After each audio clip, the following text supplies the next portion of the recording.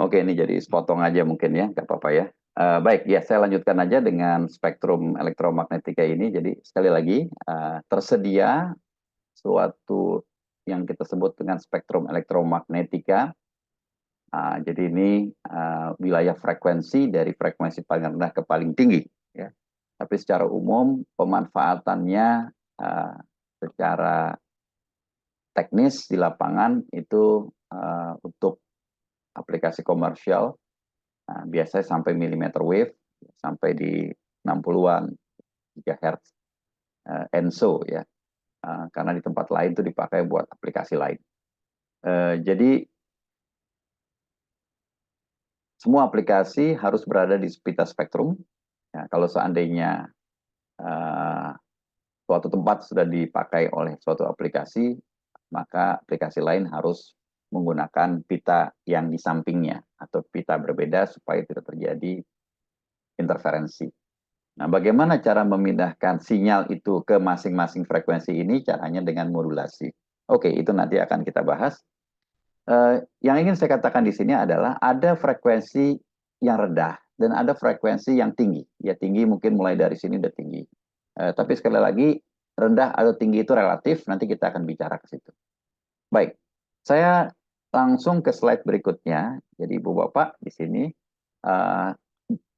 jika kita menggunakan frekuensi gelombang mikro, ya di sini kita bilangnya frekuensi gelombang mikro dari 300 mega sampai 300 giga. Ya, sebetulnya batasan ini pun juga makin lama makin tidak terlalu penting, ya. Tetapi secara konvensional kita nyebutnya gelombang mikro itu dari 300 mega sampai 300 giga. Yang mana kalau kita batasi di 300 mega, itu maka panjang gelombangnya sekitar 1 meter, dan batasan atas ya itu di frekuensi 300 giga itu panjang gelombangnya sekitar 1 mm. Ya, jadi kita bergerak di panjang gelombang dari 1 meter sampai 1 mm. Jadi kalau kita berada di frekuensi rendah, panjang gelombangnya panjang sekali. Kalau kita naikkan frekuensinya sampai dengan di gigahertz ya, sampai dengan 300 giga bahkan, itu panjang gelombangnya pendek sekali. Ya, bisa kalian bayangkan ya, 1 meter itu lebar lah ya. Sedangkan 1 mili itu kecil sekali. Mungkin bisa kita bayangkan segini. Ya. Jadi suatu perbedaan yang cukup besar. Apa konsekuensinya? Konsekuensi pertama, penggunaan frekuensi tinggi berakibat pada miniaturisasi. Ya, jadi kalau Anda gunakan frekuensi yang rendah, maka alat telekomunikasinya itu besar-besar. Ya, bisa kita bayangkan kalau handphone itu menggunakan frekuensi 300 mega, maka nanti bendanya jadi lebih besar. Nah, kalau kita gunakan frekuensi yang sangat tinggi, nanti bendanya jadi kecil. Jadi, konsekuensi yang pertama adalah miniaturisasi. Konsekuensi yang kedua, kalau kita merujuk pada pita frekuensi tadi, ya karena juga perkembangan teknologi, para insinyur, para peneliti itu memulai dari frekuensi yang menurut mereka paling mudah, yaitu frekuensi rendah. Ketika frekuensi rendahnya itu mulai penuh, maka dia akan naik ke frekuensi lebih tinggi, naik lagi lebih tinggi. Jadi secara historis, perkembangan itu ya menyebabkan bahwa pada wilayah frekuensi tinggi itu banyak tempat yang masih kosong. Ya, banyak interval, kita bilangnya slot, yang masih belum dipakai. Dan lebar. Jadi Ibu Bapak bisa bayangkan, ya, bisa lihat dari historinya ya, frekuensi yang paling sering dipakai itu frekuensi di bawah 3 giga. Coba sebutkan aplikasi-aplikasi rata-rata di bawah 3 giga. Oke ya. Jadi kalau dari 3 giga ke bawah, itu bandwidth-nya hanya 3 giga. Ya, tidak lebih.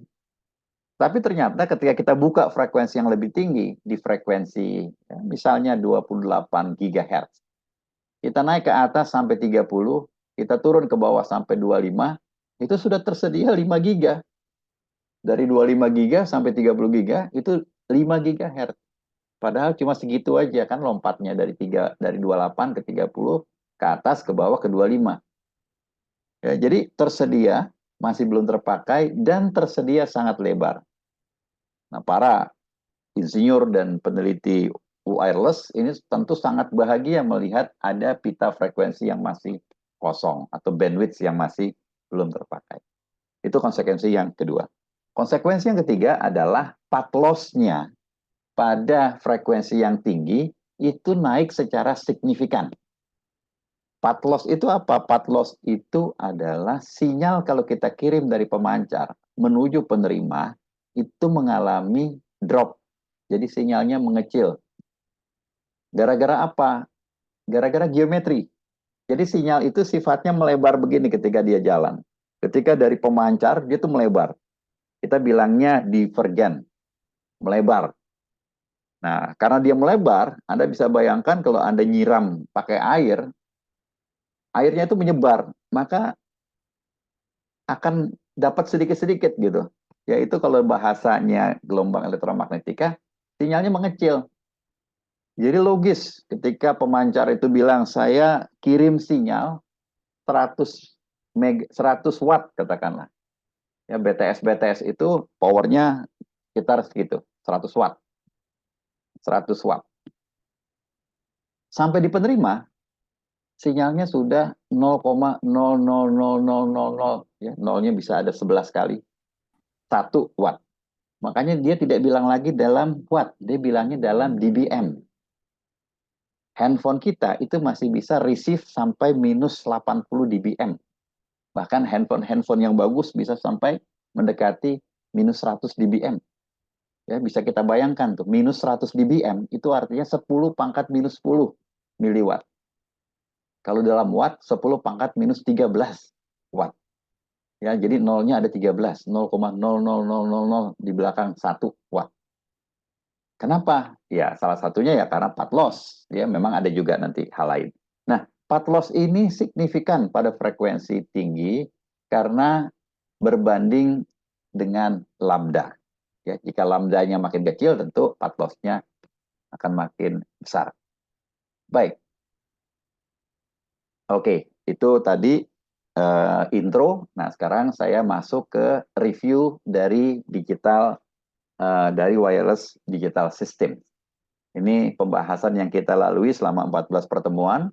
Yang warna merah kami yang membahas, waktu itu saya dan Budian.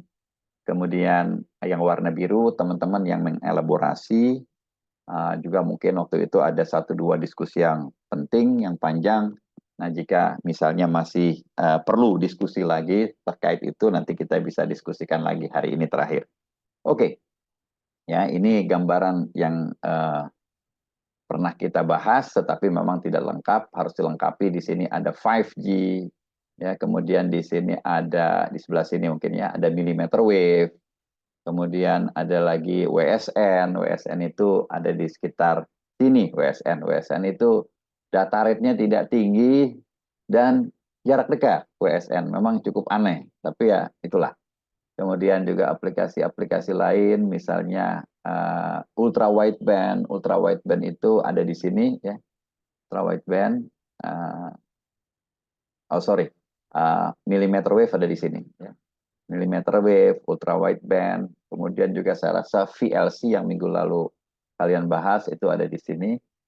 Ya, kemudian barangkali sekitar di sini itu ada TV digital ya. Ini belum lengkap atau tidak lengkap, silakan nanti bisa kita diskusikan. Inilah gambar yang menarik yang kita bisa selalu tunjukkan dan kita diskusikan panjang lebar, yaitu posisi dari masing-masing sistem wireless. Sumbu horizontal atau sumbu X ini membahas tentang kecepatan datanya. Kita maunya ke kanan terus. Ya, kalau bisa agak ke kanan, terus ke kanan maunya. Karena itu kecepatan downloadnya. Kemudian sumbu vertikalnya atau sumbu Y-nya ini adalah mobility-nya. Seberapa jauh dia jangkauannya, seberapa cepat gerakannya. Ya. Biasanya tuh nggak mudah ingin mendapati ini besar, sana tinggi. Ya, di posisi ini tuh nggak mudah. Berada di sini sangat tidak mudah. Kenapa? Ya karena ada cost yang harus kita keluarkan. Apakah juga penting harus di sini? Ya barangkali juga tidak. Ya. Karena juga tantangannya besar, artinya cost-nya tinggi, tentu nanti yang ingin ke situ ya harus invest mahal. Jadi kalau Ibu Bapak lihat di sini, kayak Welan itu dia tidak mau jauh-jauh. WLAN itu paling jaraknya 100 meter maksimal. Mungkin tidak sampai, mungkin 50. Bagi ibu bapak yang sering pakai WiFi, itu paham sekali. Semakin saya menjauh dari dia, semakin kecepatan downloadnya itu drop. Ya. Jadi ibu bapak bisa lihat di notifikasinya tuh paling kalau pakai laptop atau pakai tab, itu sinyalnya kelihatan excellent kah atau poor kah. Jadi kalau Anda menjauh dari akses point WiFi, maka sinyal yang Anda terima itu makin makin poor, ya, makin rendah, uh, maka kecepatan downloadnya akan drop. Ya, jadi memang itu resikonya. Nah, 5G bisa jadi di sini 5G, bisa jadi di sini 5G. Jadi 5G itu ada dua nanti, atau 6G bahkan. Ada dua. Jadi dia yang menaungi uh, kecepatan tinggi, tetapi cell size-nya itu kecil. Biasanya kalau menggunakan millimeter wave itu cell size-nya kecil. Jadi kalau zaman sekarang kan kita dengar, atau zaman dulu lah kita sering dengar itu ada mikrosel, makrosel gitu, pikosel. Ya biasanya biasanya kemari. Karena memang itu yang solusi yang mudah. Jadi kita bisa bayangkan kecepatan download itu kita biasanya kenceng itu kalau kalau sedang banyak orang gitu. Kalau nggak ada orang biasanya nggak masalah juga. Ya, jadi kalau banyak orang ya kita harus cover dengan sel yang kecil. Karena orang ngumpulnya di situ. Ya kecuali ada demo besar ya. Atau ada mungkin nanti ada katakanlah kampanye besar ngumpul satu tempat ada 1.000 orang. Padahal ruangannya kecil. Nah itu kita akan kekurangan data rate. Ya, barangkali nanti para provider harus bikin BTS portable di sana yang bisa dibawa. Ya, jadi nggak bisa kita solusikan dengan cost yang terlalu tinggi. Oke, ini juga gambaran secara umumnya atau lebih umumnya dia membagi berdasarkan areanya. Ya, ada istilahnya di sini yang besar ini wide area networks. Ya, silakan aja di sini apa sih wide area networks ya kita tentu nggak banyak yang kita bahas di sini ya. Bisa jadi GSM itu masuk ke dalam kategori wide area networks. Ya, walaupun kalau kita lihat zaman sekarang di Jakarta barangkali ketika kita menggunakan handphone, BTS kita itu nggak jauh-jauh amat. Ya, apalagi kalau Anda sedang kerja di perkotaan ya, sedang kerja di pusat kota Jakarta, itu barangkali BTS Anda itu cuma berjarak 100 meter. Ya, karena di tengah kota Jakarta, BTS-nya itu saling berdekatan. Atau kalau Anda lagi main di kampus, itu BTS-nya itu mungkin ada di atas kepala kita gitu, menggunakan indoor support. Ya, jadi kayaknya tendensinya tidak tidak terlalu besar lagi. Ya. Tapi barangkali di Pulau Kalimantan, di pulau ya pulau-pulau yang lain atau di Jawa katakanlah di tempat yang tidak ada populasi yang banyak ya mungkin BTS-nya jauh. Tapi itu makin saya rasa makin jarang. Nah, yang sering kita gunakan adalah Wi-Fi atau WLAN yang masuk ke dalam kategori Local Area Networks. Ini 802.11 standar IEEE yang membawahi WLAN, ada G dan sebagainya, mungkin nanti akan kita bahas. Itu jaraknya maksimal, ya menurut teori ya, maksimal 100 meter. Saya rasa juga mayoritas tidak sampai 100 meter. Ya, biasanya kita punya wifi di rumah kita ya. Siapa sih rumahnya jaraknya 100 meter dari ujung satu ke ujung lain? Saya rasa udah nggak banyak. Ya, jadi wifi ini barangkali lebih sering ke arah 30 meter, 10 meter ya. Nah, kemudian yang lebih kecil lagi adalah apa? Personal area networks. Ya, ini contohnya Bluetooth. Ya, atau mungkin Ibu Bapak sudah dengar juga ada istilahnya Body Area Network, BAN. Itu lebih kecil lagi. Nah, barangkali itu aplikasi-aplikasi yang juga based on Bluetooth, tetapi memang lebih rendah lagi. Kalau ini komunikasi, biasanya kita pakai Bluetooth. Itu kita komunikasi kita sama teman kita gitu, pakai Bluetooth. Tapi zaman sekarang sudah banyak. Kita komunikasi dengan kita pakai Bluetooth. Ya, misalnya Anda punya apalah ya, alat sensor atau jam tangan ya komunikasi sama handphone kita sendiri atau barangkali yang senang menggunakan jet-jet yang punya buat mendetek detak jantung dan lain sebagainya itu komunikasinya dengan kita juga. Ya, jadi mereka menggunakan istilah body area networks yang barangkali jaraknya itu 1 meter setengah meter gitu. Ya bisa kita bayangkan betapa perkembangan teknologi sedemikian cepat sehingga untuk begitu saja kita menggunakan wireless communication. Oke, nah ini dampak dari komunikasi wireless adalah multipath ya. Ini suatu keniscayaan. Kenapa? Ya karena gelombangnya liar, bebas. Ya. Anda bayangkan di sini, setahu saya sampai saat ini, kalau kita komunikasi dengan handphone seluler ya, komunikasi antara handphone dengan BTS, ya ini yang paling umum. Biasanya kita dengan BTS, komunikasinya bukan kita dengan teman kita langsung, yaitu biasanya kalau gitu Bluetooth, device to device. Nah, secara umum kalau saya gunakan uh, apa namanya link data dengan seluler, itu saya komunikasinya dengan BTS. Nah, setahu saya sampai saat ini pun, ketika saya kirim sinyal ke BTS, itu kita bilang uplink. Nah, sinyalnya itu dipancarkan oleh handphone kita itu ke semua arah. Karena asumsinya itu saya tidak tahu BTS-nya ada di mana. Ya. Demikian juga BTS, itu dia tidak tahu handphone saya di mana. Walaupun dia tahu, tapi kayaknya nggak mau tahu juga. Dia hanya tahu BTS ini hanya tahu handphone saya ada di wilayah dia. Nah, sebenarnya dia ngirimnya nggak begini nih. Dia ngirimnya ke semua arah. Ya, yang ke kiri saya nggak gambar. Yang ke sana saya nggak gambar, ke belakang sana. Ke depan ini saya nggak gambar. Ini buat gampang aja, ke arah kanan aja. Dan ke arah kanan pun kalau Ibu Bapak lihat itu tidak langsung ke sini langsung. Tidak hanya ini aja langsung. Tapi juga ada yang ke sana, ada yang sini, ada yang ke situ, ada yang kemana-mana. Ya. Itu karena dia tidak mau tahu, dia kirim aja.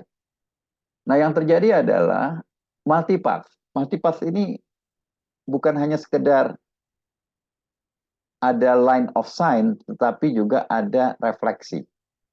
Ya, baik di kendaraan, di rumah, di hutan, di gunung, dan lain sebagainya. Dan bahkan ada multi reflection. Ya, nektok begini, baru sampai. Nah, multipath ini pasti terjadi pada sistem yang sifatnya wireless. Kecuali ya Anda menggunakan antena yang gainnya sangat-sangat tinggi. Jadi fokus dia ke sana. Tapi antena yang gainnya sangat tinggi pun mempunyai banyak kekurangan. Oke. Dampak dari multipath propagation itu adalah sinyal yang naik turun begini. Nah, sinyal yang naik turun yang sangat kasar ini yang warna hijau. Nah, kemudian kalau kita katakanlah menggunakan smoothing, kita akan dapat yang warna biru. Ya, yang warna biru ini kita bilangnya slow fading. Yang warna hijau ini kita bilangnya fast fading. Ya sebenarnya bukan karena noise, tapi karena fast fading karena multi path propagation. Ya, nah ini di satu sisi sangat merugikan, tetapi di sisi lain ternyata nanti akan dimanfaatkan untuk aplikasi MIMO. Oke, saya lanjut ya. Nah ini berikutnya ya. Oke, ini ya jadi ini saya lanjut aja ya. Nah ini jadi sisi atas adalah pemancar, sisi bawah adalah penerima. Ya di sisi pemancar itu kita lihat ada berita yang akan dikirim, the message yang nanti akan direplikakan di sini. Jadi kata-katanya itu direproduksi itu karena proses ini proses yang sangat challenging, yang sangat uh, yang sangat dramatis ya. Bisa jadi gangguannya sedemikian parahnya, jadi memang reproduksi di sini. Nah, reproduksi ini para insinyur menggunakan berbagai macam teknik bagaimana supaya hasil reproduksinya ini semirip mungkin dengan data yang dikirimkan. Ada beberapa proses yang terpenting dua ini. Jadi ada yang namanya source coding, ada yang namanya channel coding. Nanti di sisi penerima ada decodingnya. Ya, kalau dia berdua tidak ada, sinyalnya tidak bisa di-decode. Harus ada decodingnya. Apa itu source coding? Source coding itu artinya kompresi. Ya, jadi sinyalnya sebelum dikirimkan itu dikompresi dulu. Yang nggak penting dibuangin. Kenapa? Kalau tidak nyusahin nanti di sini. Ya, jadi yang nggak penting itu kita coba kita hilangkan. Kemudian yang kedua adalah channel coding. Apa ini gunanya channel coding? Channel coding itu berguna supaya nanti jika ada error di sini, penerima receiver dengan bantuan channel decoding itu masih bisa melakukan koreksi terhadap errornya. Jadi keduanya ini merupakan kesepakatan. Dia sepakat, pemancar sama penerima sepakat Nanti kalau ini datang, tolong ya, kesepakatan ini hanya sinyal itu. Kalau ada sinyal yang lain, yang aneh, jangan dianggap. Kurang lebih begitu. Nah, bagaimana caranya dengan menambahkan redundant, ya. Jadi dengan demikian dia bisa mengoreksi errornya jika tidak terlalu baik kondisinya, minimal dia bisa mendeteksi adanya error. Nah, satu lagi kotak ini namanya modulator. Eh, modulator ini, modulator ini tadi yang saya singgung ya, mempunyai dua tugas sebetulnya. Tugas pertama adalah memindahkan sinyal dari frekuensi rendah ke frekuensi tinggi. Ya, tadi ya. Jadi berita berupa gambar, video, suara itu frekuensinya tidak terlalu tinggi, hanya beberapa mega saja. Nah, supaya dia bisa berfrekuensi tinggi di 2,45 giga atau bahkan di 60 gigahertz, maka harus dipindahkan oleh yang namanya modulasi. Nah, zaman sekarang karena semuanya digital, maka kita hanya membahas modulasi digital. Apa itu modulasi digital? Ternyata ini menarik sekali. Modulasi digital dengan tipe-tipenya ini ASK, PSK, FSK, dan QAM. Nah, ini yang paling sering dipakai saat ini karena memang keren sekali. Ya, nanti kita tunjukkan tipe-tipenya ini. Kenapa modulasi digital itu hebat? Karena modulasi digital itu bisa meningkatkan data rate. Ya, tadi yang saya singgung, Anda punya modal 1 Hz, secara teori bisa diubah menjadi 1 bps. Tapi dengan bantuan modulasi digital level tinggi, higher order, itu Anda bisa mengubah jadi 5 kalinya, jadi 10 kalinya. Nah, tentu itu uang besar buat kita. Modalnya sedikit, tetapi yang dijual itu banyak. Ya, jadi terutama QAM, ya, Anda pernah dengar ada 64 QAM, ada 1024 QAM, dan ada yang lebih tinggi lagi. Nah, itu berarti pangkatnya akan makin tinggi, sehingga increasing the data rate-nya juga makin hebat. Nah, ini ada beberapa contoh, nanti habis ini saya akan tunjukkan, nah, terutama kaitannya dengan ini. Jadi performa dari digital modulation itu kaitannya dengan seberapa banyak BPS bisa kita hasilkan dengan modal suatu hertz yang kecil. Kita bilangnya bandwidth efficiency. Jadi bandwidth itu modal, ya, bagaimana modal itu bisa kita jadikan manfaat sebesar mungkin. Makanya dibilang di sini bandwidth efficiency. Yang kedua adalah kaitannya dengan seberapa tahan sebuah teknik modulasi digital itu terhadap gangguan noise. Kita maunya kalau ada noise, powernya gedein aja Pak, biar noise-nya kalah. Ya, misalnya ada keributan nih, suara. Dosennya teriak, gurunya teriak. Tapi itu bukan solusi sebetulnya. Ya. Tapi kalau kepepet akhirnya ditinggikan. Nah, itu namanya SNR, Signal to Noise Ratio. Signal to Noise Ratio ini kita maunya jangan tinggi-tinggi gitu. Tetapi kualitasnya masih bagus. Nah, itu namanya power efficiency. Jadi kita nggak mau teriak gitu. Tapi tetap bisa terdengar dengan baik. Artinya bear-nya itu tetap rendah. Ya. Jadi kita lihat, ini ada beberapa gambar.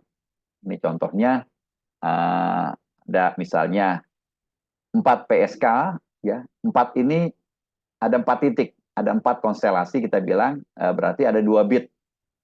00, 01, 10, 11 misalnya. Nah, jadi yang menarik adalah ketika sinyal ini terkena noise, maka titik-titiknya itu akan menyebar, akan buyar, digeser oleh noise. Noise ini berusaha ingin menggagalkan proses deteksi. Kapan dia gagal? Ketika tidak bisa lagi kita bedakan titik ini dengan titik itu. Titik ini dan titik ini. Kalau ini mungkin masih agak jauh, tapi yang kritis itu yang bertetanggaan ini. Ya. Apalagi kalau 8 PSK, titiknya makin dekat ini. Ya, nanti yang kritikal itu ini dengan ini dengan ini, ya, di gambar ini nih. Jadi ketika kena noise yang sama, dia lebih rentan. Ya, ini saya nggak gambarkan garis pembatasnya, saya nggak gambarkan. Jadi betapa ini udah agak nyebar ya. Kalau ini masih kelihatan ngumpul di sini. Ya, jadi artinya Kita nggak bisa juga suka-suka kita meningkatkan ordonya dari 4 ke 8 ke 16 dan selanjutnya. Karena begitu kita tambahkan, maka nanti bear-nya akan naik. Nah, itu digambarkan oleh kurva ini. Ya, ini pernah saya ceritakan, atau kemudian mungkin waktu itu menarik sekali gambar ini. Ya, jadi sumbu horizontalnya ini, sumbu X-nya itu adalah SNR, ya, signal to noise ratio. Anda jangan beranggapan kita mau ke sana. Tidak, makin ke sana itu cost-nya makin tinggi. OPEC-nya itu makin besar. Kalau bicara tentang guru di sekolah, makin ke sana itu gurunya makin teriak ketika bicara. Ya tentu gurunya akan sakit tenggorokannya ya. Jadi Anda jangan mengharapkan kita makin ke kanan. Tidak, kita justru mau ke kiri. Nanti kita lihat kalau ke kiri itu dampaknya apa. Kemudian sumbu vertikalnya ini kaitannya dengan apa? Dengan bear, probabilitas error. Tentu kita maunya ke bawah. Jadi error jangan tinggi-tinggi amat nih. Kayak di sini nih misalnya paling atas 0,5. Kalau 0,5 itu dari 2 data dikirim satu salah. Ya, dari 1.000 data yang dikirim 500 salah. Itu berarti tragis ya. Ini pun masih tragis ini. Dari 1.000 yang dikirim satu salah. JSM, sistem digital nirkabel yang sangat tua, itu saja 10 pangkat minus 6. Jadi Anda bisa bayangkan itu. KPI-nya sangat sangat canggih. 10 pangkat minus 6 itu dari 1.000.000 yang dikirim satu salah maksimal. Tapi ini hanya gambar aja karena saya ingin terangkan. Jadi kurva-kurvanya ini menarik sekali. Jadi di gambar ini makin kita tinggikan ordonya, artinya kita ingin data rate-nya makin tinggi dengan modal yang sama, gambarnya makin bergerak ke kanan. Ya, makin ke kanan itu artinya bukan makin bagus, itu makin nyiksa. Artinya kalau Anda mau pakai 32 PSK, Anda harus teriak lebih kencang supaya mendapatkan bear yang sama. Ya. Contoh, misalnya bear-nya maunya 10 pangkat minus 3. Kita tarik garis ini. Nah, ini titik temunya di sini, di sini, di sini, di sini, di sini, ya. Jadi kalau Anda ingin menggunakan 32 PSK dan KPI-nya 10 pangkat minus 3, maka bear-nya SNR-nya itu sekitar 19 dB. Ya. Kalau Anda bear-nya lebih rendah, kalau Anda SNR-nya lebih rendah, misalnya 15 dB, maka bear-nya akan naik. Begini. Nah, sekarang apa yang terjadi kalau saya nggak punya SNR sebesar itu, Pak? Berarti Anda harus pindah dari 32 PSK ke 16 PSK. Ya, ini yang terjadi ketika Anda menjauh dari akses point. Ya, misal nih, saya lagi menggunakan laptop, menggunakan akses point yang di rumah saya. Saya download cepet nih, cepet banget. Karena saya menggunakan misalnya 32 PSK. Tapi kemudian saya pindah tempat, geser duduknya ke tempat yang agak menjauhi akses point itu. Maka sudah pasti SNR saya akan turun. Kenapa turun? Karena saya menjauh dari akses point. S-nya itu mengecil, sedangkan N-nya, noise-nya tetap. Ya, jadi saya akan bergeser dari angka yang besar ke angka yang kecil. Nah, kalau Anda menggeser dari sini ke sini, berarti kurvanya itu naik dari sini ke sini. Nah, ketika dia naik, ya sebenarnya ada di bawah nih kurvanya, naik gitu. Nah, ketika Anda naik, set, kemari aja, sedikit aja kemari. Padahal SNR Anda itu sudah 15. Ketika Anda naik aja kemari, KPI-nya sudah di-violate. Syarat 10 pangkat minus 3 itu sudah tidak kita penuhi lagi karena Anda ada di sini. Terus ketika Anda bergerak, nah Anda harus buru-buru lompat ke sana. Siapa yang ngatur lompatan Anda itu? Access point.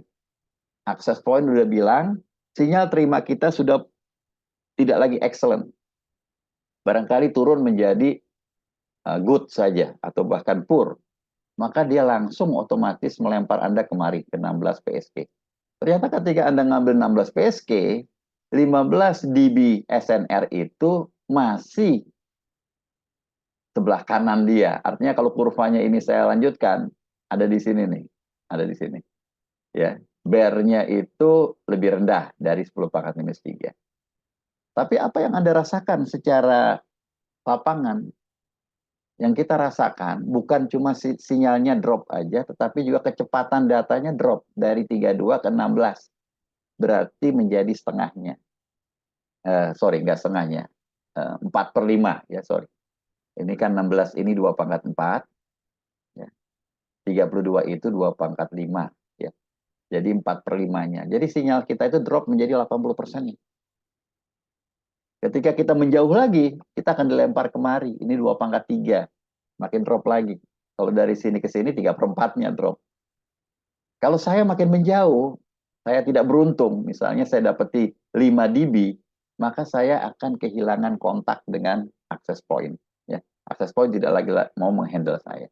Oke, itu kalau kaitannya dengan PSK. Sekarang kita kaitkan dengan QAM. Ini menarik sekali, karena QAM itu saat ini bisa lebih tinggi dari 256. Tadi saya sebut ada yang sampai 5 ribuan, sudah di sini. Ya. Ternyata QAM itu lebih baik dibandingkan PSK. Gambar ini menunjukkan QAM itu di sebelah kirinya. Ya, jadi tadi saya katakan jangan yang kanan kita ambil, kalau bisa yang kiri. Ya, jadi 32 PSK itu sama cepatnya dengan 32 QAM. Tetapi dia lebih kiri dari PSK. Artinya kita bisa saving. Saving apa? Saving SNR. Ya, sampai dengan di sini 15 ya, bahkan kalau terus ke bawah ini makin lebih tinggi lagi ya. Jadi QAM dengan angka yang sama dengan PSK, dia sama cepatnya, tetapi lebih bisa saving energi. Oke, itu kaitan dengan modulasi. Saya lanjut dengan source coding. Jadi source coding ini sekali lagi kompresi data. Nah, kenapa data perlu dikompresi? Karena datanya terlalu besar, tidak masuk ke dalam channel yang kita miliki. Ya, di masa lalu kita hanya punya JSM. Ya, JSM itu rendah sekali waktu itu. JSM itu hanya 16 kbps. Sangat terbatas. Makanya tidak bisa Anda kirimkan voice yang tanpa dikompres. Karena voice yang tanpa dikompres itu membutuhkan 64 kbps. JSM punyanya 16. Maka harus dilakukan coding.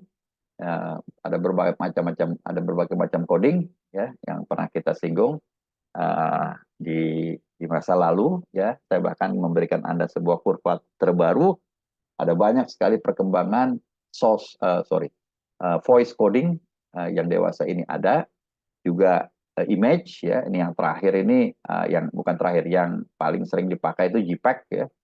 JPEG itu lebih memiliki besar data jauh lebih kecil dibandingkan bitmap BMP. Ya, BMP itu dia menggunakan bitwise.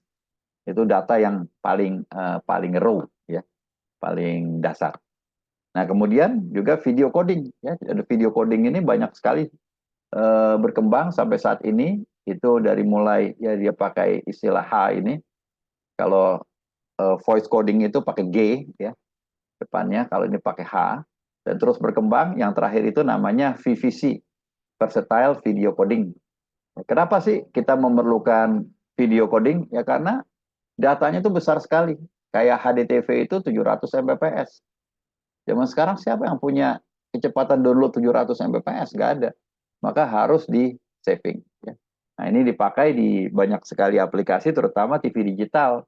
Ya, TV digital itu ya kita kan angka segini gak berat lah, kita mau punya jaringan internet ke rumah segini berat. Ya, tapi kalau TV digital itu kan dia pakai jaringan broadcasting. Ya, kita pakai jaringan free to air, atau kalau ibu bapak yang langganan TV digital kabel, yaitu itu kita sifatnya nerima. Receiving itu lebih mudah dibandingkan kalau kita juga ingin interaktif. Ya, jadi tetap ini merupakan angka yang besar sekali. Jadi tidak terlalu mudah misalnya kalau kita mempunyai demand HDTV misalnya buat handphone kita. Ya, apakah handphone kita punya jaringan sebesar ini, 45 Mbps? Barangkali untuk seluler masa sekarang pun masih tantangan yang berat ya. Mungkin nanti di 6G atau 7G kita baru bisa mendapati.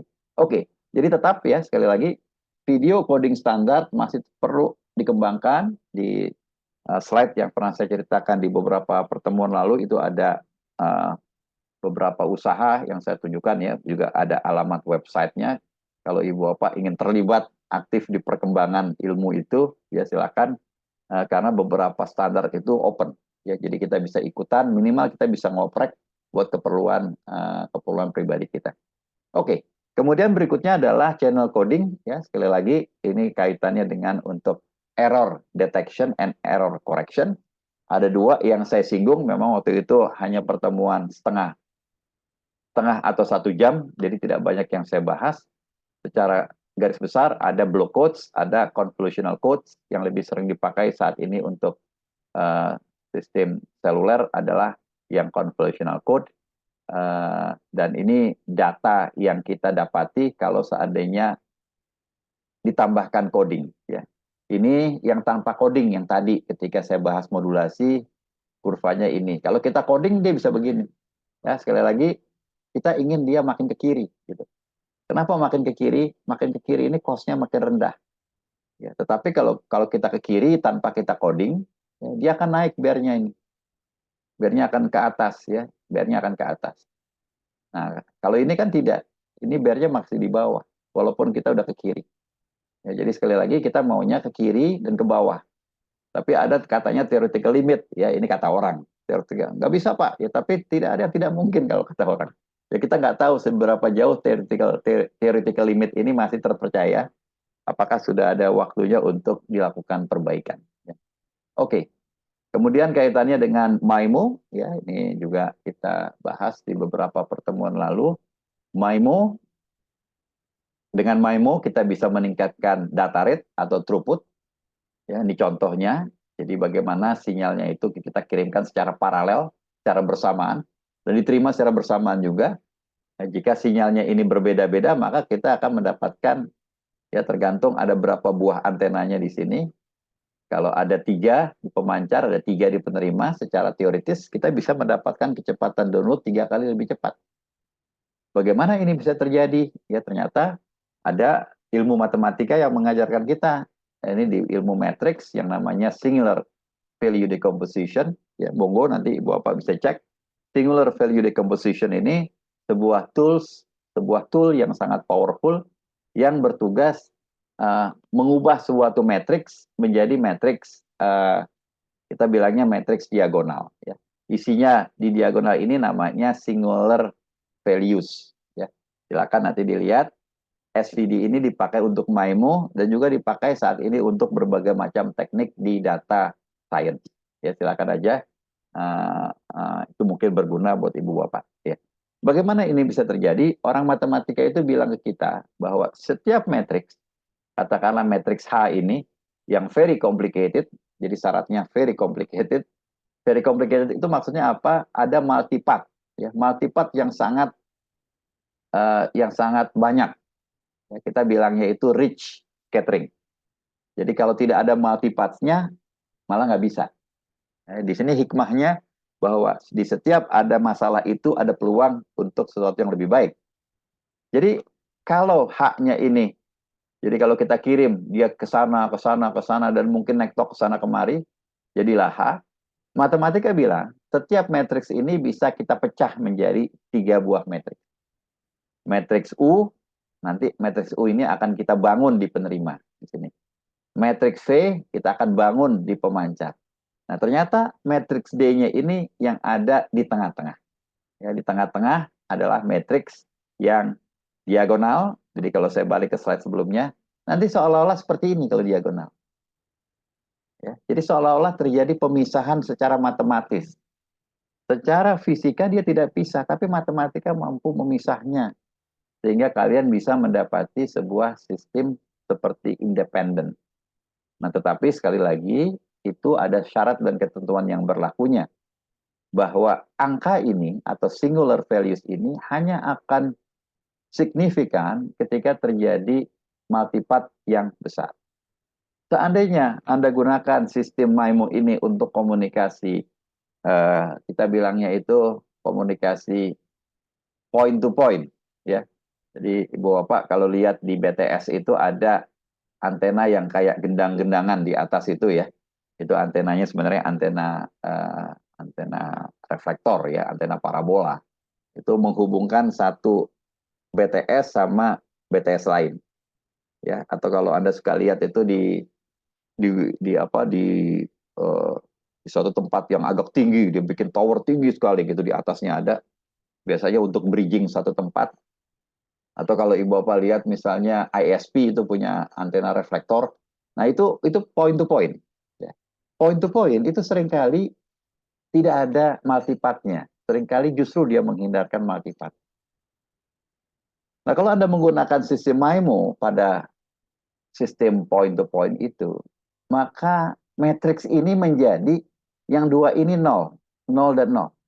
Hanya yang satu ini aja ada. Artinya MIMO tidak jalan. Ya. Kenapa begitu, Pak? Ya karena tidak ada multipath.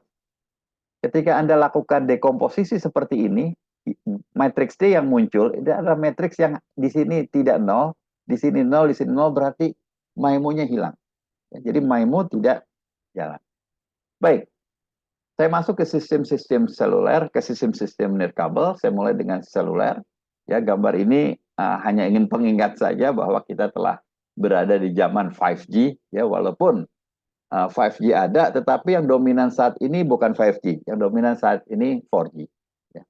Saya rasa masih banyak sekali yang pakai 4G. Itu sampai 57%, lebih dari setengahnya. Kemudian ada yang masih pakai 3G, dan bahkan masih ada yang pakai 2G. Ya, 2G ini sangat powerful. Jadi kalau Ibu Bapak lihat ya di sini dari tahun 2015 turun terus, ya, tetapi tidak hilang-hilang gitu. Entah sampai kapan dia masih ada. Ya. Nah, sini 5G itu secara cepat dia naik, ya. Kemungkinan besar nanti 4G akan stagnan dan akan turun di sini. Nanti di 2030 mungkin 6G akan muncul, ya. Ya nanti kita akan menjadi saksi sejarah lagi istilahnya, bahwa ini akan terus berkembang dan kita akan terus menyesuaikan dengan zaman. Ya. Nah, gambar ini gambar menarik yang Ibu Bapak bisa lihat. Saya selalu tampilkan ini dan saya sangat senang menampilkan gambar ini.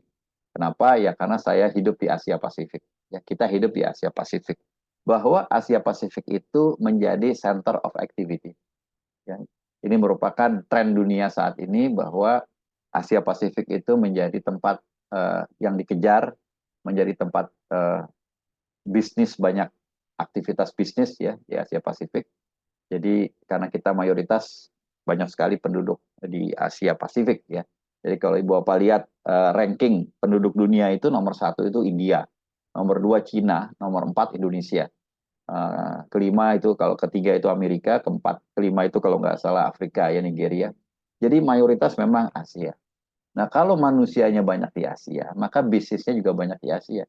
Dan ini terlihat dari subscriber mobile di tahun 2020, mungkin nanti perlu dilihat 2024, 2023 seperti apa. Ya, kemungkinan besar dia akan naik terus ini, karena tendensinya masih naik. Ya. Dia akan naik terus ya karena memang mayoritas penduduk di sini.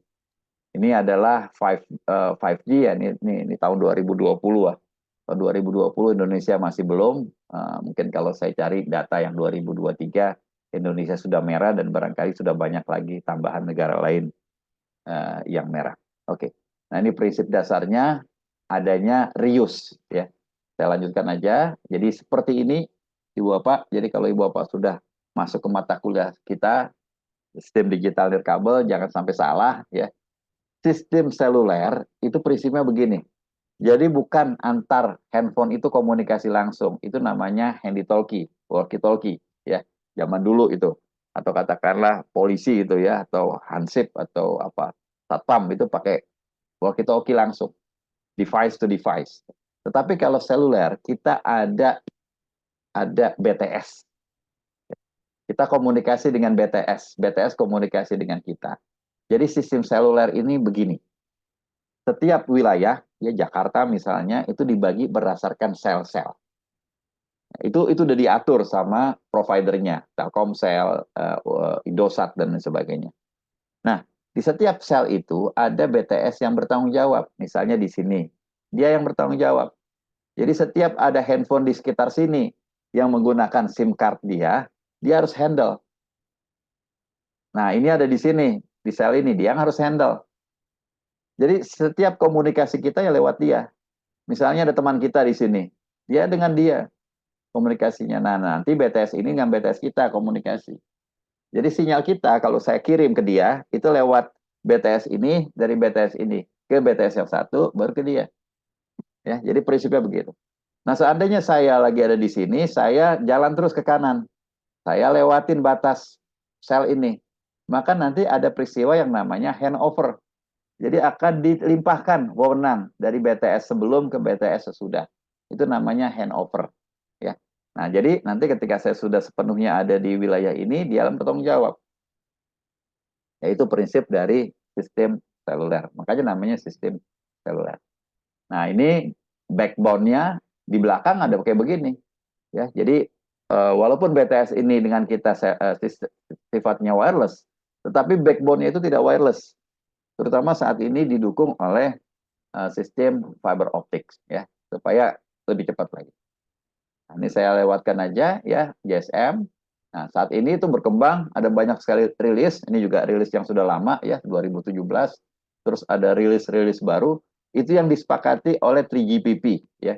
3GPP itu adalah katakanlah payung organisasi yang menaungi seluruh aktivitas seluler, aktivitas mobile communication seluler. Anggotanya berbagai macam negara, berbagai macam provider, Telkomsel, Indosat, Excel dan sebagainya, juga para vendor seperti Samsung, Nokia, dan lain sebagainya. Nah, mereka itu sepakat diskusi, kita mau ngapain lagi ke depannya. Ya, termasuk pengembangan 5G. Nah, saat ini mereka sudah mempersiapkan 6G supaya nanti 2030 akan launch 6G-nya itu. Nah, mereka sepakat itu ada pembicaraan. Pembicaraannya berupa apa aja? Berbagai macam, dari mulai masalah teknis ataupun non teknis. Yang teknis yang kita bahas di perkuliahan ini misalnya dia mau frekuensinya berapa?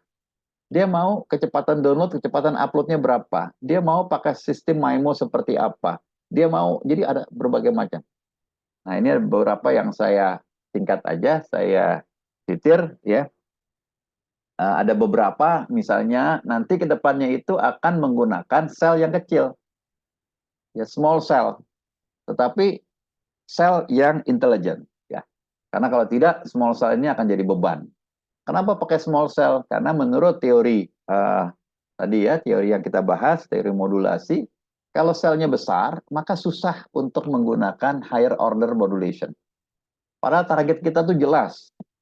Kita ingin memiliki kecepatan download yang sangat tinggi. Itu target yang tidak bisa ditawar-tawar. Kita kalau bisa nanti setiap handphone itu bisa mendownload dengan kecepatan katakanlah di atas 10 Mbps. Kalau bisa 100 Mbps. Nah, itu saat ini hanya mungkin kalau pakai higher order modulation atau pakai MIMO. Ya.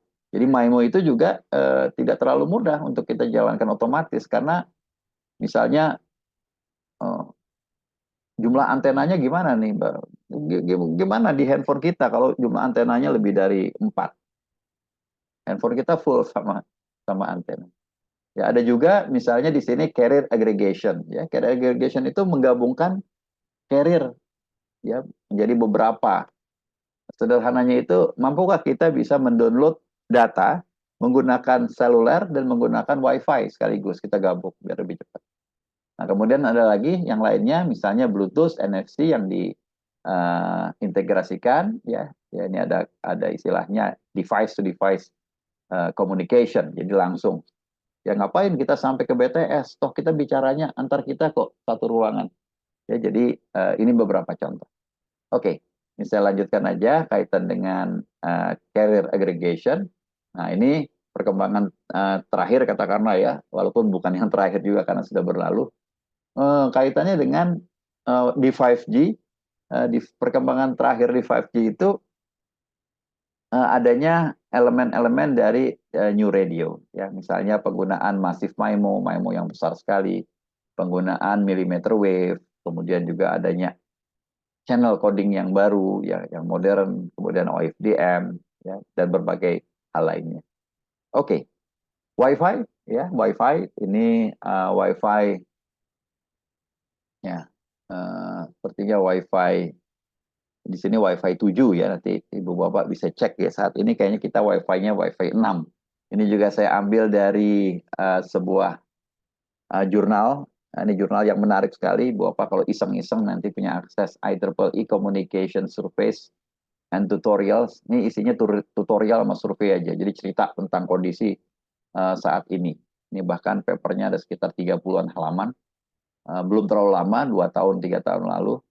Jadi dia bercerita mengenai Wi-Fi yang memiliki throughput yang extremely high, ya, sampai 30 gigabit per second. Ini kan luar biasa. Ya, ini big picture-nya. Jadi dia mengoprek, katakanlah ya. Mungkin ibu bapak yang dulu sempat mendalami jaringan komputer, ada yang namanya 7 layers, ya. Nah, itu ada beberapa yang kita mungkin membahasnya. Ada MAC layer, ya, ada MAC layer, ada V layer, physical layer, ada sub MAC layer. Ya, di sini semua ada berbagai macam detail, ya, kayak misalnya kaitannya dengan radionya, ya ada di sini kalau radionya. Di physical layer ini ada QAM-nya, coba kita bisa lihat 4096 QAM, itu 2 pangkat berapa, ya. Kemudian di sini ada new direction-nya, katakanlah kaitan dengan power management, beamforming dan lain sebagainya. Ya, di sini ada proses, saya rasa ini proses channel coding, ya. Ada masuk di sini HAR, automatic request kayaknya nih. Nah, kemudian di sini ada MIMO-nya di sebelah sini dan lain sebagainya. Ya, detailnya tidak bisa saya bahas. Kemudian di sini juga di slide di halaman lainnya. Jadi kaitannya dengan physical layer enhancement, ya, ini yang tadi saya singgung. Kemudian ada bandwidth yang baru, ya, ini sampai dengan 320 MHz. Jadi memang teorinya begitu, kalau mau meningkatkan data rate, bandwidth-nya dinaikin. Atau pakai MIMO, ya. Ini multi RU support. Kemudian di sini ya modulation. Oke. Nah, berikutnya millimeter wave. Sudah saya singgung bahwa suatu keniscayaan spektrum tersedia lebar sekali di sini. Bahkan ke depannya di sini. Ya, terahertz sudah jadi banyak omongan. Nah, sekarang millimeter wave. Jadi ada tempat tersedia nih, saya lihat millimeter wave saja. Jadi kita tuh seringnya di sini mainnya. Jadi bisa Anda lihat nih, di sini tuh kecil sekali. Hanya segini. Ternyata di sini besar sekali. Ya, kenapa tidak kita elaborasi gitu. Jadi prinsipnya insinyur begitu.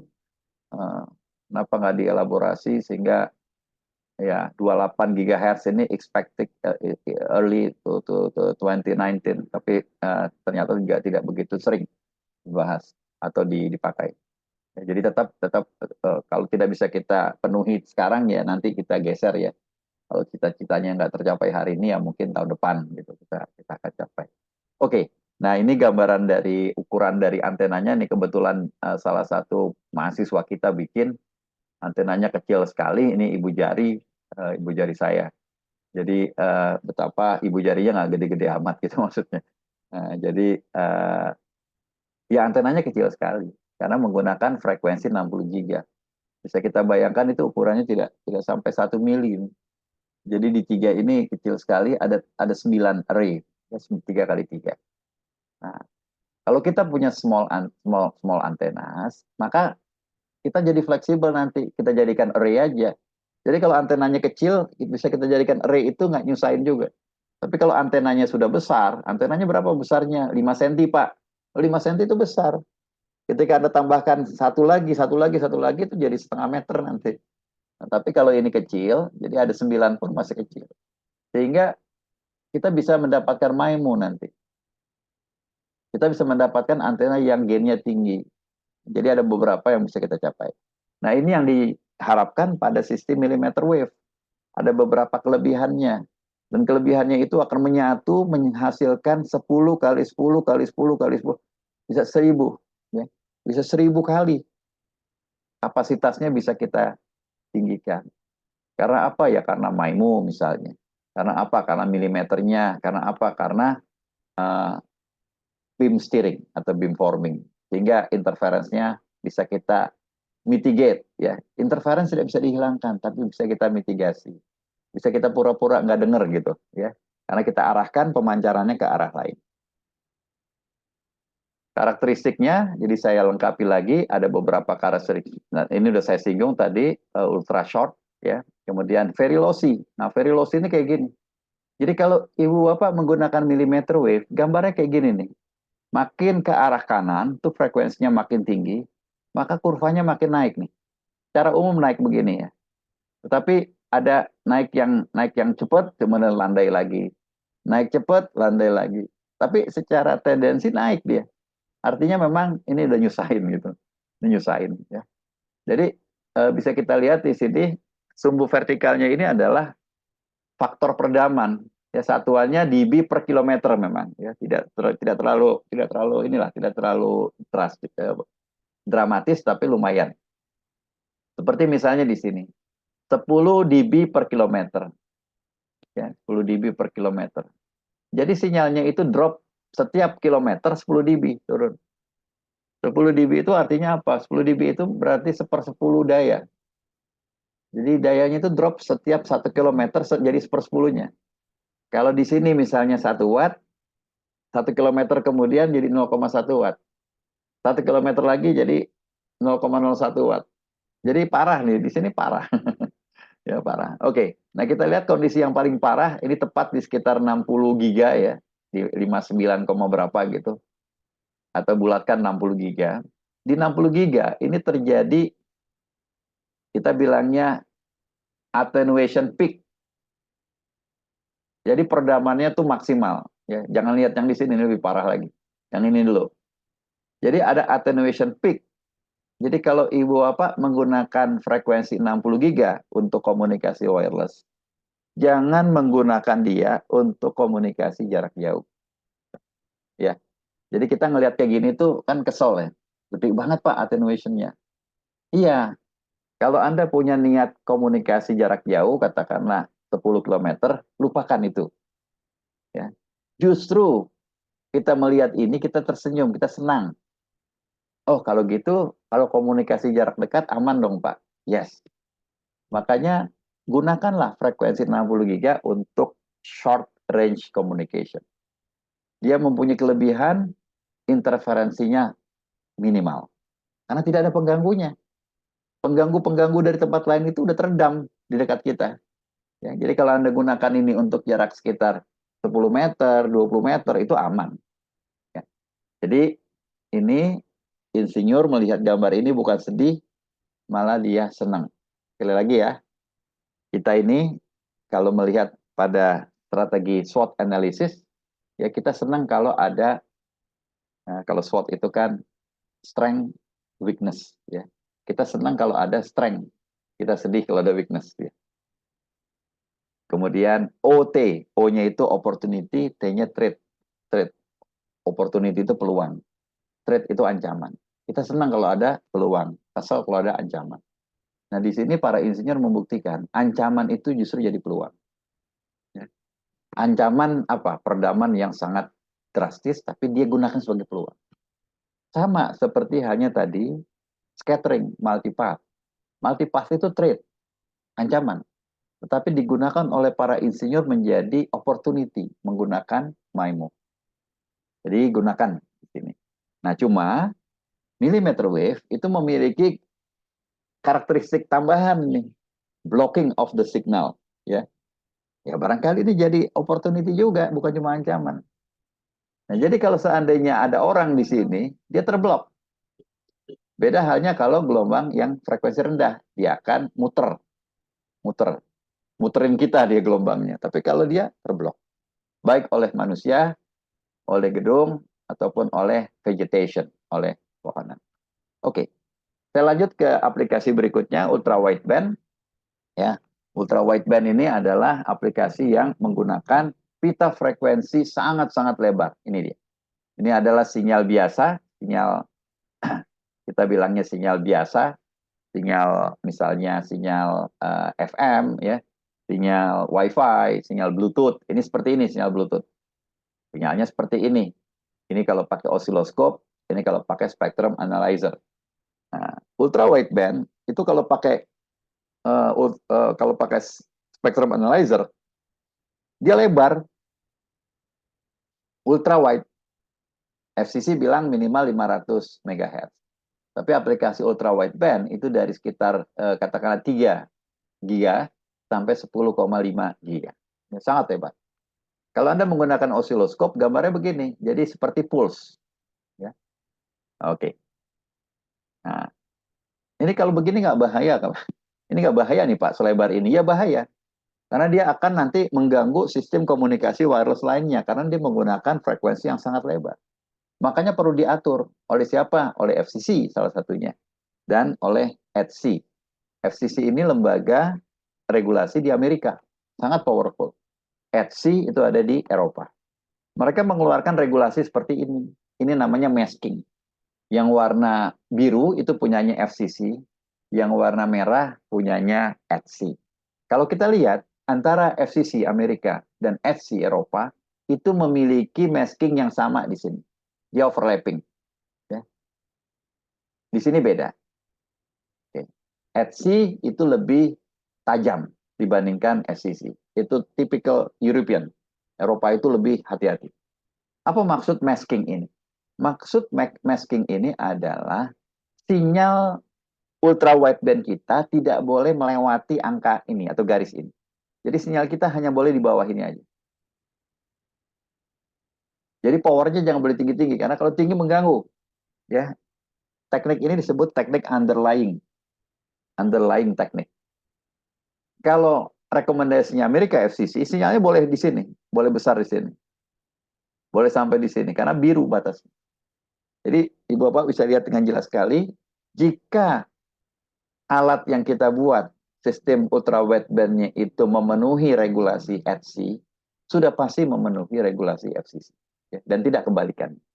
Oke, berikutnya adalah RFID.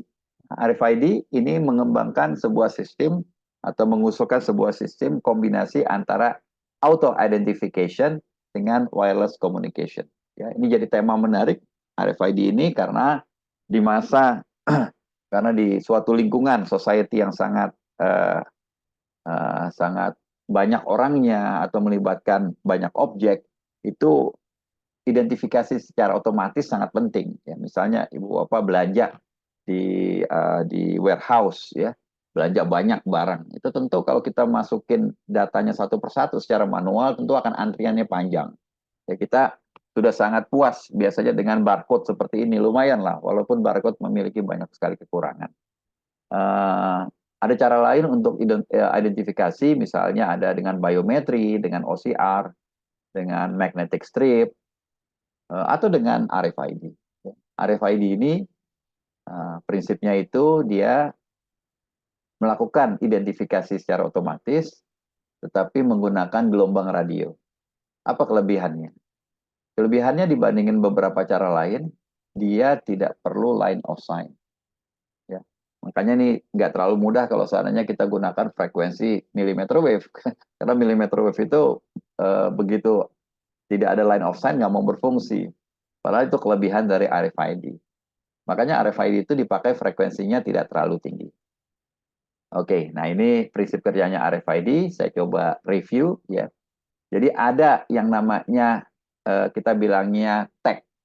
Tag itu sesuatu yang kita tempelkan ke benda yang akan diidentifikasi. Ya, kalau di barcode itu namanya, kalau di teknik barcode itu barcode-nya. Ya, jadi barcode itu ada di semua tempat ya. Saya rasa ya ini di spidol itu ada barcode-nya, di buku ada barcode-nya, mungkin di sepatu kita nggak ada barcode-nya. Jadi barcode itu embedded, nempel pada benda itu. Nah, kalau RFID namanya tag. Tag itu ada chipnya, kemudian nanti ada coil-nya. Itu kita tempelkan benda itu di tag itu di benda yang kita ingin identifikasi. Ya, kadang-kadang dibilangnya transponder atau apalah, terserah.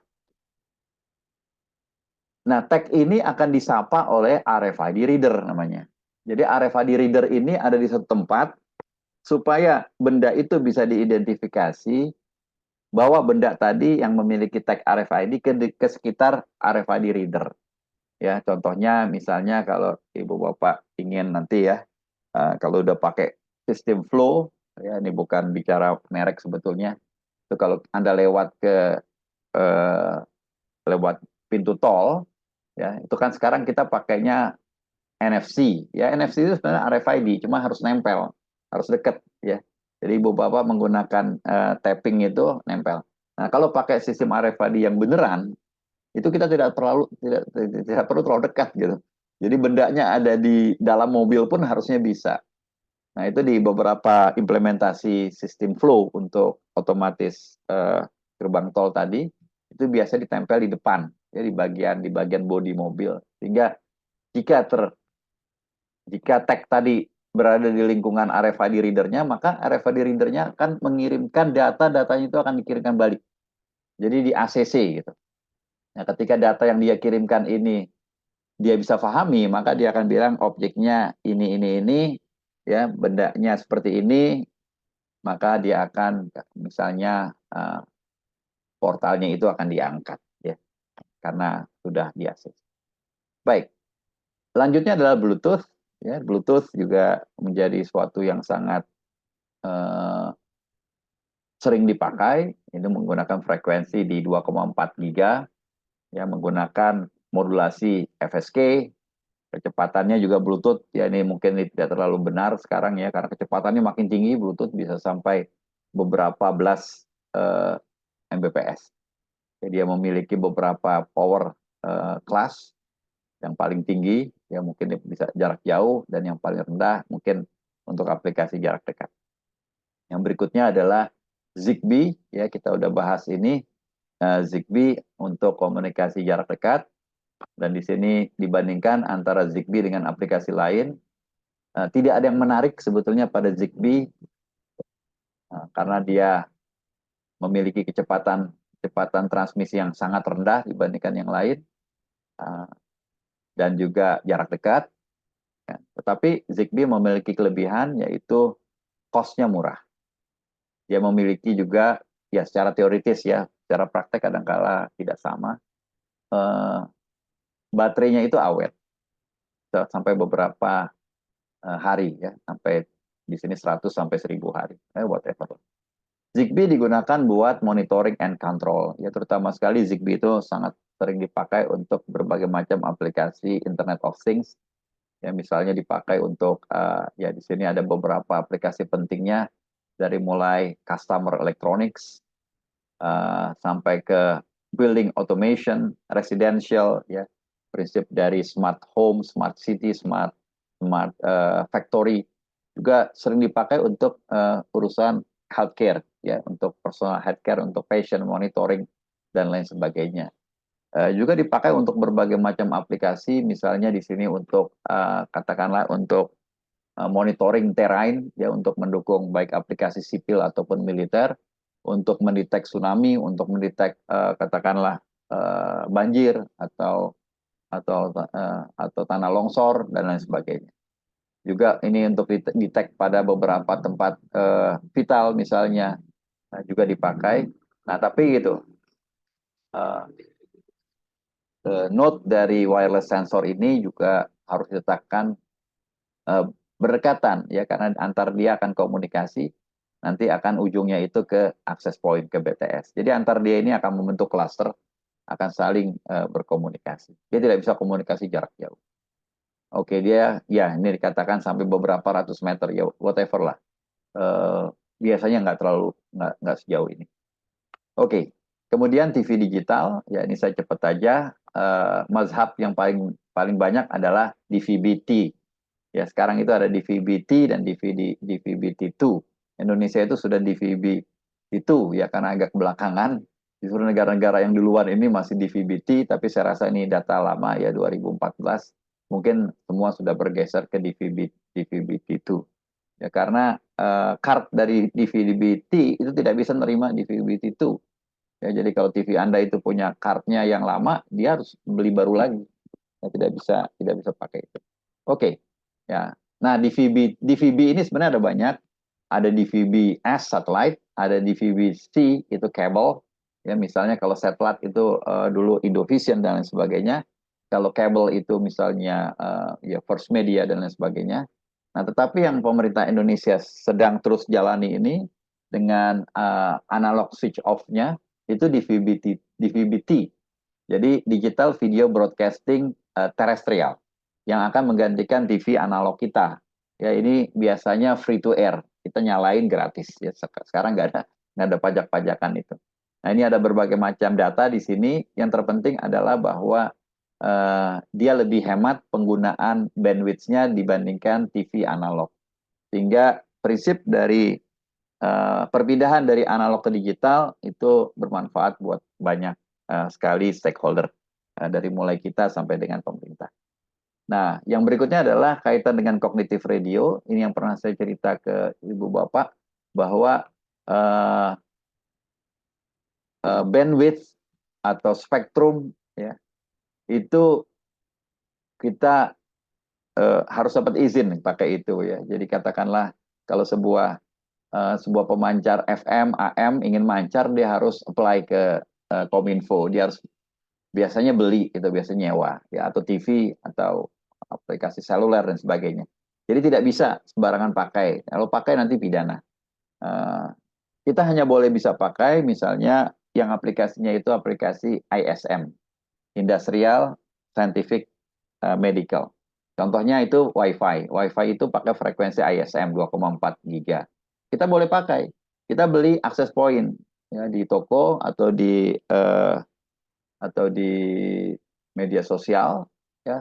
Akses poinnya itu akan kita pasang di rumah kita misalnya. Itu kita tidak perlu minta izin ke pemerintah karena alat-alat itu sudah diizinkan. Ketika dijual di pasar bebas di Indonesia itu sudah diizinkan. Tapi kalau kita belinya di pasar gelap itu belum tentu ya. Jadi harus di pasar yang sesuai, yang sudah di approve oleh Kominfo. Nah, akses point tadi itu pun tidak boleh kita oprek. Tidak boleh kita tambahkan antena, kita tambahkan penguat dan sebagainya. Itu nanti akan mencederai kesepakatan penggunaan spektrum unlicensed free tadi ya, unlicensed tadi atau spektrum free tadi, license free. Nah, jadi sedemikian ketatnya ya, sedemikian ketatnya. Jadi kalau seandainya kita ngoprek-ngoprek, maka bisa jadi akan jadi pidana. Oke. Nah, yang jadi masalah adalah spektrum ini katanya sudah dipakai semua, ya, sudah dibeli dan sudah dipakai. Tetapi pengukuran menunjukkan, ya, ini pengukuran yang saya lakukan sendiri, di frekuensi katakanlah di sini sekitar 450 sampai 840, dan di sini 1000 sampai dengan 1700 ya. Nah di sini di frekuensi yang rendah itu cukup padat memang ya, karena saya sengaja ngukur itu, ini frekuensinya TV ini. Kebetulan di daerah Meruya ini dekat kampus Mercu Buana itu banyak sekali pemancar TV. Dan ini yang paling stabil ini, dia bagus. Yang lainnya kadang-kadang mati nyala mati nyala. Nah, ya jadi agak padat di sini. Tapi kalau kita lihat di beberapa tempat ini yang biru tua itu artinya tidak ada sinyal. Kemudian di sini ya, ternyata di sini banyak kosong. Ya, dan itu juga sesuai dengan apa yang dilakukan oleh FCC di Amerika, bahwa 70% spektrum yang katanya sudah dialokasikan itu tidak dipakai. Ya, jadi bisa Anda bayangkan spektrum itu pemberian yang maha kuasa, resource, yang katanya dipakai tetapi ternyata tidak dipakai. Nah, tidak diutilize, tidak dimanfaatkan. Ya, sudah dikasih tapi tidak dimanfaatkan. Nah, ini masalah. Ini masalah. Oleh sebab itu muncullah konsep spektrum sharing. Jadi spektrum itu resource yang juga harus dimanfaatkan oleh banyak orang. Ada banyak sebetulnya konsep spektrum sharing yang dikenal, ya, misalnya yang di WiFi ya, kita bilangnya unlicensed band dengan syarat dan ketentuan berlaku. Kemudian waktu kita membahas ultra wideband juga Ibu Bapak membahas ada underlay tadi dengan masking ya, underlay license band. Nah, ada juga cara-cara lain. Nah, cara-cara ini semua memiliki kekurangan-kekurangan, oleh sebab itu dicoba dengan sistem teknologi cognitive radio, digunakan suatu cara entah gimana nanti ya, itu parameternya menjadi adaptif, jadi kita bisa sesuaikan dengan kebutuhan. Nah ini prinsip gambaran besarnya. Jadi kita harus melakukan observasi ya, dengan menggunakan spectrum analyzer. Jadi kita observasi, kemudian dari situ ada machine learning-nya, ada neural networks-nya yang akan mempelajari sebelum kita mengambil keputusan. Ya, jadi ada konsep primary user dan secondary user. Primary user itu pemiliknya yang tadi, yang tapi dia tidak pakai atau sering tidak pakai atau pada hari-hari tertentu tidak pakai. Nah itu nanti bisa disewakan, bisa dijual, bisa dibayar sementara waktu lah. Ya. Itu konsepnya mirip dengan kalau misalnya ada orang ingin nyewa villa-villa gitu ya, Ada waktu-waktu kosong pemiliknya nggak punya, ya disewakan aja. Atau ada mungkin apartemen-apartemen. Jadi konsep-konsep itu konsep modern saat ini supaya pemanfaatannya jadi optimal. Oke, yang terakhir adalah kaitannya dengan visualized communication yang minggu lalu teman-teman bahas bahwa visualized communication ini menggunakan frekuensi yang agak berbeda dengan yang sebelumnya. Ya, di sini ada demand-nya. Demand-nya itu adalah penggunaan internet yang makin signifikan. Kenapa tidak kita manfaatkan cara-cara itu? Oke. Nah, ini adalah frekuensi yang dipakai untuk oleh visualized communication. Sesuai dengan namanya ya, visualized. Maka yang dipakai adalah spektrum visible light. Yang itu di zaman lalu zaman dulu waktu kecil kita tahu ini warna-warna pelangi ya. Merah, eh, merah, oranye, kuning, hijau, dan selanjutnya ya. Mejiku Hibiniu gitu ya. Terakhir itu ungu. Ya, jadi inilah frekuensi yang tampak. Paling rendah itu warna merah, paling tinggi itu warna violet atau ungu. Paling rendah ini merah, makanya di bawah merah itu namanya infrared. Di bawah merah artinya. Jadi frekuensi infrared, frekuensinya remote control itu berada di bawah frekuensi visible light. Nah, ini yang paling atas ini di visible light adalah violet. Di atasnya itu namanya spektrum ultraviolet. Ya, ini yang paling jarang sekali disinggung. Jadi dengan kita gunakan visible light, oh ya, frekuensi visible light ini yang juga yang digunakan untuk fiber optik. Jadi fiber optik dipakai ini. Jadi ketutup ini semua spektrum dipakai. Manusia benar-benar sudah sudah luar biasa kerjanya dipakai semua nih radio, microwave, infrared, visible light dipakai buat mereka semua. Ini juga dipakai tapi tidak terlalu sering. Hanya orang-orang tertentu. Nah, pemakaiannya ini ternyata menyimpan potensi yang sangat besar, yaitu bandwidth yang sangat besar. Jadi kalau Anda hitung nih dari sini ke sini, ya, itu kalau kita lihat atasnya aja di sini 790 dikurangi 430, itu sekitar 360. 360 tera. Ya, tera itu 1000 kali dari giga. Ya, jadi kita bisa bayangkan potensinya itu 360 ribu giga. Ya, tadi kita puas di sini nih. Sorry, di sini nih. Dari mulai 3 giga, 3 kilo sampai 3 giga. Ya, ini kalau Anda hitung berapa ribu, 10 ribu, ya, belas ribu kalinya. Jadi luar biasa. Nah, karena itulah kenapa tidak kita pakai gitu. Ya, tetapi ya tentu ada ada risetnya. Nah, ini adalah problem kalau kita hanya pakai frekuensi radio. Ada banyak problemnya. Ya, namanya lagi jualan visible light communication, maka kita lihat problem di sini, kita lihat peluang di sini ya. Jadi para insinyur juga kayak tukang jual obat lah ya. Nah, ketika ingin ini kan ya tentunya dia lihat kelebihan-kelebihannya, tetapi nanti ternyata ketika dia jalani ada banyak fakta yang mengganggu ya. Nah, ini beberapa hasil. Jadi ini adalah visual light communication-nya. Nah, ada LED lights ya. Di sini ada penerimanya atau di sini juga nanti ada penerimanya ketika kita upload. Ya. Oke, ini hasil pengukuran yang dilakukan oleh 1-2 insinyur di Taiwan kalau nggak salah. Jadi Ibu Bapak ini bisa lihat di sini ada coding warnanya sebelah kanan ya. Nah, ini dia mengcodingnya untuk BER, bit error rate ya. Saya terjemahkan aja di sini. 10 yang warna merah ini sekitar 10 pangkat minus 9 ya. Jadi sekitar BER-nya itu 1000 bit sorry 1 miliar bit dikirim, satu salah. Yang ini yang antara hijau sama kuning itu 10 pangkat minus 6. Jadi antara hijau dengan kuning itu persis seperti BER-nya GSM. Ya, makin ke bawah ini makin kita lupakan ya. Katakanlah yang warna hijau, warna biru muda, biru tua, apalagi hitam. Ya, hitam pun udah nggak ada kok di sini, tenang aja. Ini artinya masalah nih kalau di sini. Ya, jadi hijau ke bawah itu masalah. Karena di bawah GSM BER-nya. Kita mau lebih hebat dari GSM. Nah, di sini adalah gambar-gambarnya, hasil-hasilnya kita bisa lihat satu persatu. Merah itu excellent. Ya, merah itu excellent. Nah, katakanlah kuning, oke lah, masih bisa kita terima kuning. Kuning itu artinya masih lebih baik dari GSM. Jadi menarik sekali. Ini dia gambarkan wilayah, ya, wilayah yang tidak terlalu jauh sebetulnya, hanya 1 meter 20 cm. Ini juga wilayah yang hanya 20 cm. Bisa kita bayangkan ya, 20 cm. Ya, 10 ke kiri, 10 kanan. Ke depan itu cuma 1 meter. Jadi ini masih riset yang sangat kecil. Bisa kita lihat di sini, ini aman, ya jarak segini aman. Ya mungkin kalau gambarnya diperbesar lagi sampai 1,5 meter barangkali ya aman. Bearnya itu sangat rendah. Jika kita mendownload atau setting kecepatan downloadnya 120 Mbps. 120 Mbps itu lumayan besar, cukup besar.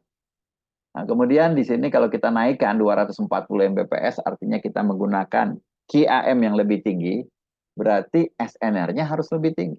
Ternyata tidak bisa kita penuhi dengan alat yang digunakan ini, alat yang dia buat ini. Maka dia akan drop.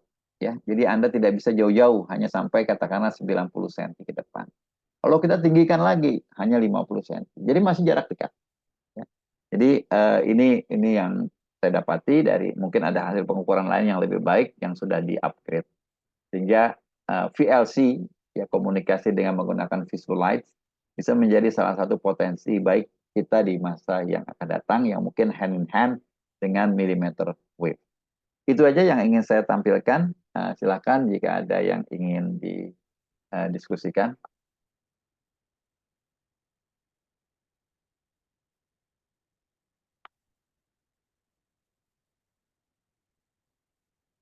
Silakan, Ibu Bapak.